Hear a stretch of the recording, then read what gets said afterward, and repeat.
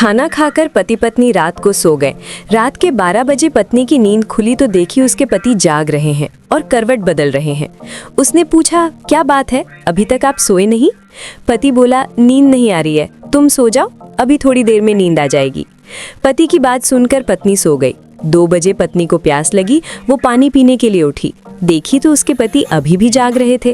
वो सोचने लगी, दिन भर फलों का ठेला लेकर कॉलोनी कॉलोनी घूमने वाला आदमी को अभी तक नींद क्यों नहीं आई? जरूर कोई गंभीर बात है।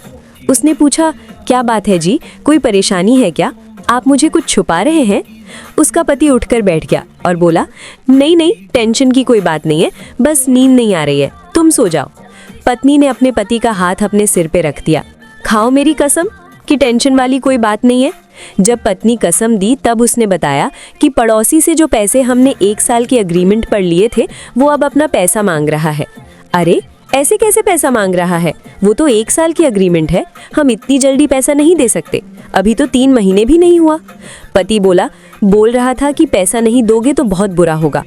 क्या करूं, ठेला बेचकर भी पैसे का इंतजाम नहीं हो पाएगा। पत्नी ने अपने पति का हाथ पकड़ा और घर से बाहर लेकर आई। रात के 2 बजे थे। वो बहुत जोर जोर से पैसा देने वाले पड़ोसी का दरवाजा पीटने लगी। आवाज सुनकर पूरा मोहल्ला जाग गया और उधार देने वाला पड़ोसी भी बाहर निकल आया। क्या हुआ, इतना जोर जोर से मेरा दरवाजा क्यों पीट रही हैं?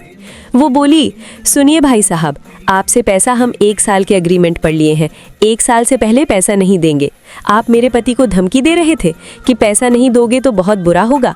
तो सुनिए, आपसे जो बन पड़ता है कर लीजिए, मैं भी देखती हूँ, कानून मेरे साथ है। और हाँ, आइंदा मेरे पति को कुछ कहने की जरूरत की तो मुझसे बुरा कोई नहीं होगा, समझाई देती हूँ। उधार देने वाला पड़ोसी हक्का बक्का सा उसे देख रहा था। वो अपने पति का हाथ पकड़ी और अपने घर चली आई और बोली, अब आप सो जाइए, अब वो जागेगा। सुनिए जी, कभी कभी ना जैसे को तैसा जवाब देना पड़ता है। दोस्तों, ऐसी होती हैं औरतें, जब बात अपने पति और बच्चों की हो तो किसी से भी लड़ जाती है।